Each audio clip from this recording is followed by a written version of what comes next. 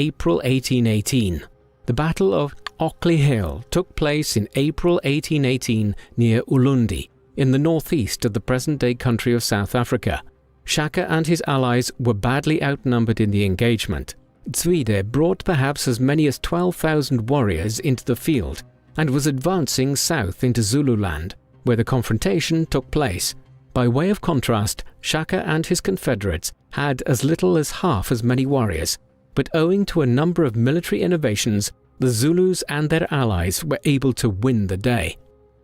To countermand the Ndwandwe advance into Zululand, Shaka had already placed guerrilla units at strategic locations to harry Zwide's advancing troops. The countryside was devastated and emptied of cattle and other livestock to ensure that the Ndwandwe could not acquire additional resources as they marched south. Shaka then placed the bulk of his army around the Ockley Hill, hoping to make up for his numerical inferiority by occupying the high ground and benefiting from a greater defensive position in the confrontation which eventually ensued. When Zwide's commander Noma Hlanjana and his troops reached Ockley Hill, the numerical superiority of the Ndwandwe actually proved hazardous, Noma Hlanjana's forces becoming overtly bunched together, thus becoming an easy target for projectiles which were hurled down the incline by Shaka Zulus. As the fighting wore on, the Ndwandwe's lack of supplies also became an issue, particularly fresh water supplies. Weakened and frustrated by the situation, some hours into the conflict, Shaka signaled for a reserve column of his most elite warriors who were hiding nearby to advance and attack one of the exposed rear columns of the Ndwandwe. The result was a catastrophic breaking of the Ndwandwe's lines, which were pursued mercilessly by the Zulus in the hours that followed. By the end of the battle, it was reported, perhaps with some exaggeration, that as many as 7,500 of the Ndwandwe host had been killed, a striking military victory for Shaka, and one which established his reputation as a warlord amongst the wider Bantu people of sub-Saharan Africa.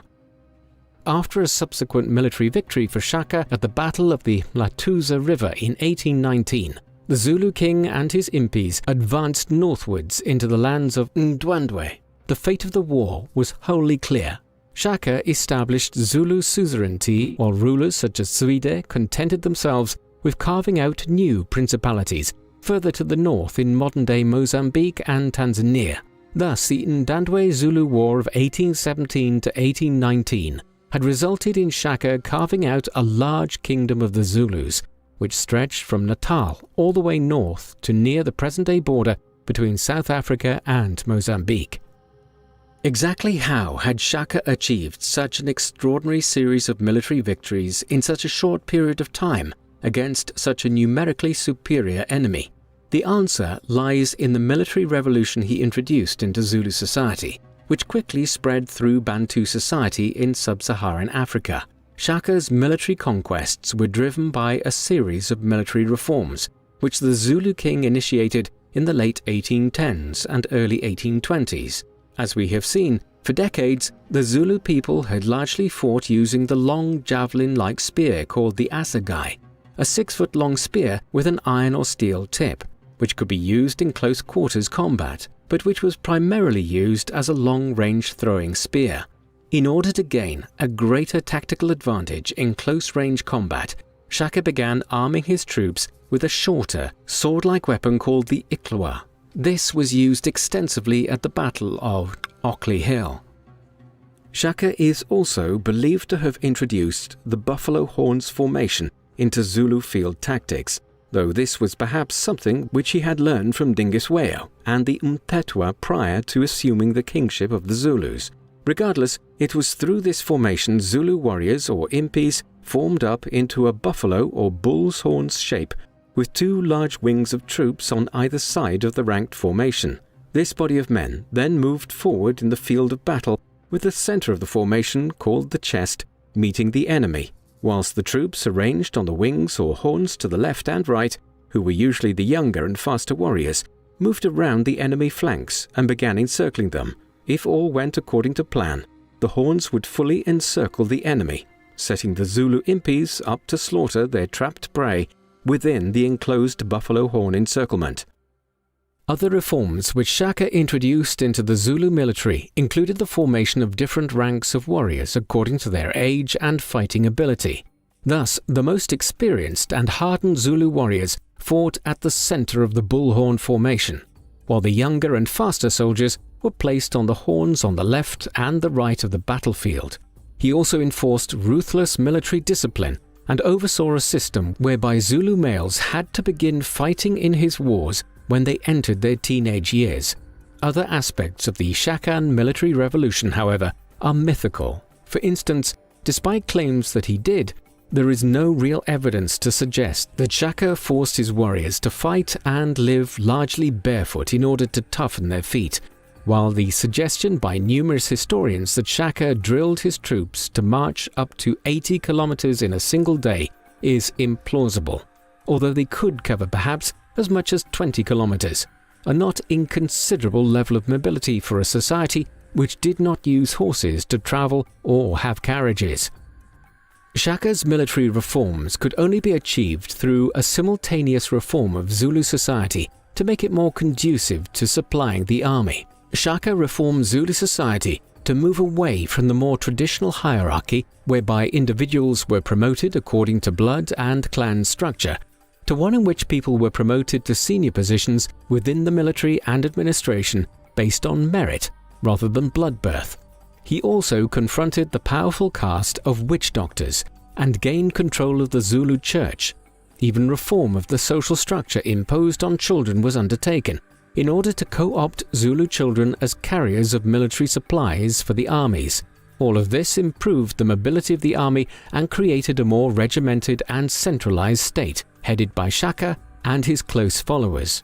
It was this which allowed him to unite the lands controlled by the Zulus, Mthethwa and Ndwandwe, within just a few short years of establishing himself as the king of the Zulus.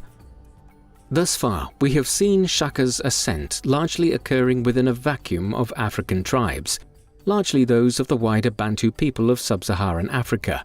But having consolidated the Zulu position in the late 1810s, Shaka and the Zulus would increasingly find themselves having to engage with the newcomers to southern Africa in the 1820s.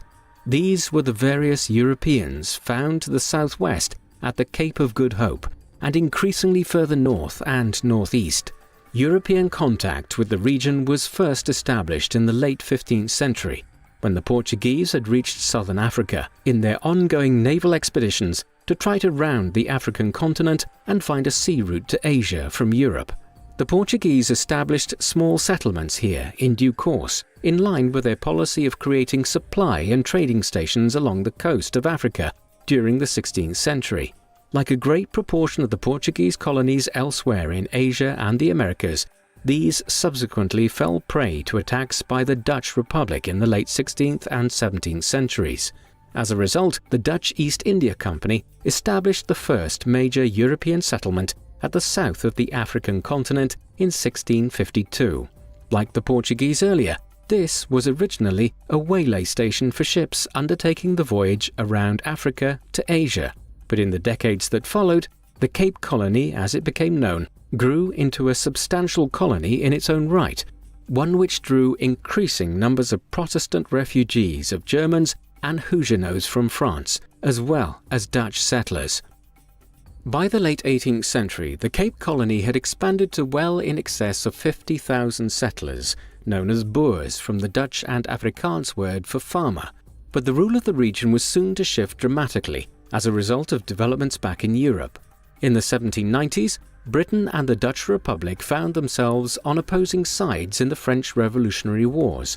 As a result, in 1795, the British invaded the Cape Colony, and after a swift victory at the Battle of Muizenberg in the early autumn, the Cape Colony fell under British occupation.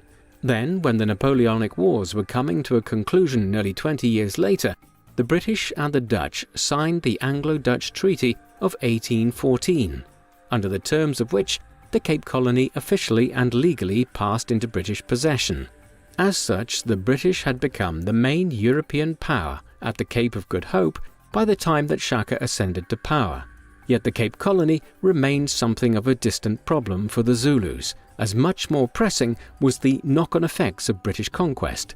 With their loss of control of the Cape Colony, many of the Boers, the largely Dutch settlers, began migrating north and northeast away from the Cape Colony, where they could move outside the jurisdiction of the British and establish new independent colonies. In the course of the 19th century, this would bring successive generations of Boers ever closer to the Zulu Kingdom, with implications both for Shaka's rule and especially those of his successors.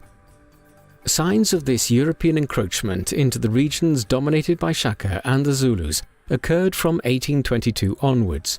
In that year, Francis Farewell, a former lieutenant of the British Royal Navy, along with numerous other merchants from the Cape Colony, decided to begin trading with the Zulus and other native people from the Natal region at the site of the future city of Durban on the Natal coastline.